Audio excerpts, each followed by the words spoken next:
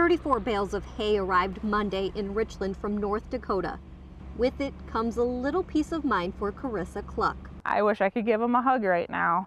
You know, you don't have to wake up and think tomorrow, what am I going to do? You look at your animals, they eat before I eat most of the time. We can't get to her farm right now because the road is washed out and muddy. My husband took pictures of him. He had to walk 2 miles in with hip waders to even get in there, and it's over half of the way up the bales, so you see water lines that come up to here. She goes through about 3 bales of hay a day feeding her animals, so this will last her a few weeks. The hay is a huge blessing. At least I know I can feed them for a while, and I can keep the cattle that I have. I don't have to look like some people are to sell because they don't have nothing to feed. Thanks for bringing it down. Yeah, no problem. Jamie Boss volunteered to drive this hay to Nebraska for the organization Farm Rescue. Farm Rescue helps the family farmers, and the actual family-run farms are a dying breed, and it's part of our heritage. I don't want to see that go away. Cluck's farm has been in the family for 60 to 70 years. She says it's going to be a long road to recovery. It's not I'm going to be fixed by the end of summer type thing. Pastures have so much sediment in them. They look like large sandbars. There's going to be cleaning off. You're going to see if anything can grow. It might not grow this year. It might be 2-3 years from now before you see green stuff again. This hay means the world because there isn't a lot to do until everything dries out. You know, a month from now, 2 months from now, when everybody forgets about it, that's when we're going to be needing the help. Stringing fences, cleaning debris. So for now, they're just taking it 1 bale at a time. In Richland, Steffani Nolte, 3 News Now.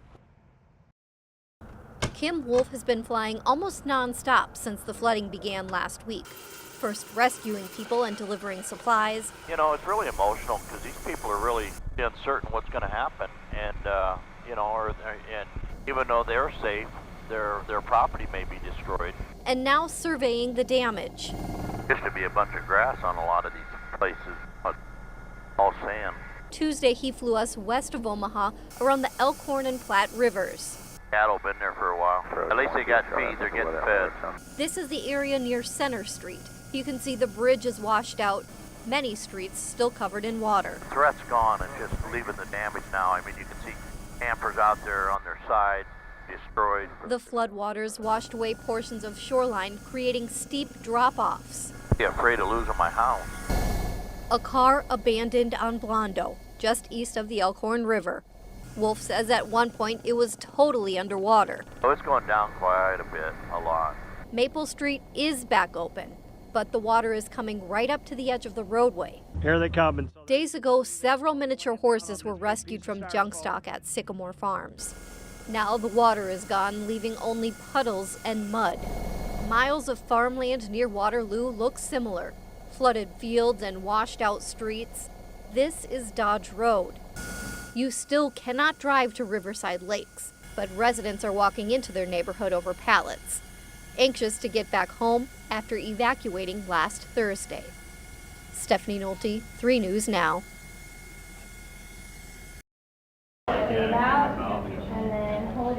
Creighton physical therapy students just learned some new Tai Chi techniques. Now they're teaching people with Parkinson's disease to help improve their balance. And that's when I first noticed, we went bicycle riding and I kept falling off of it and go, this is not me. Yeah. It's hard for Carolyn Nickel. Just where your hand to stay on the other side of a lesson. And you go. She's been teaching for 38 years. I was just thinking about that today, actually, the many things that were rewarding in my life as students I still see and I still get together with, and I felt like I've left a footprint.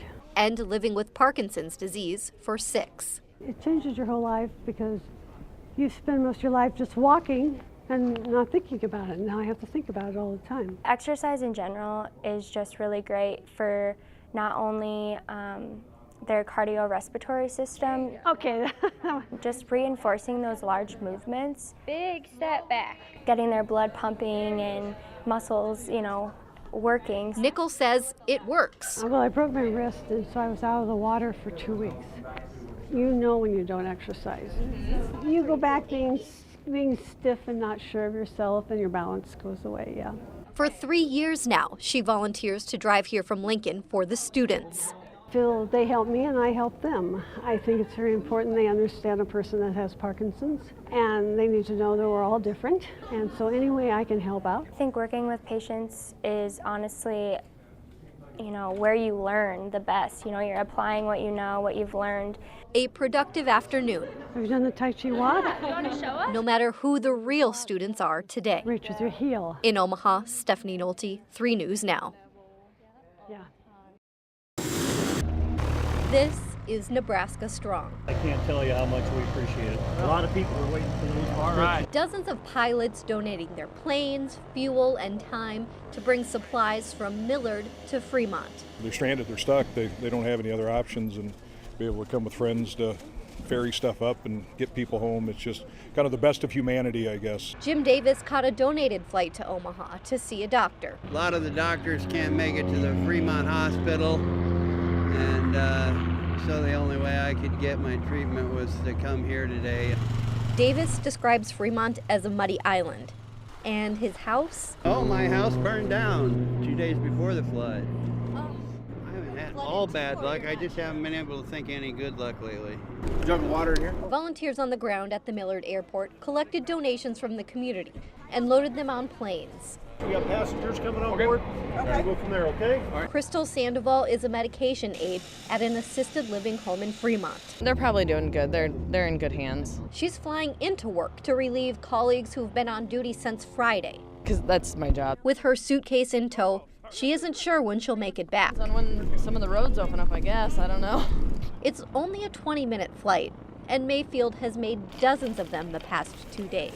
Yeah, and you put yourself in their shoes, they don't have any option. There's no roadways in, they're waterlocked in there, and so, yeah, it's a pretty desperate feeling for them.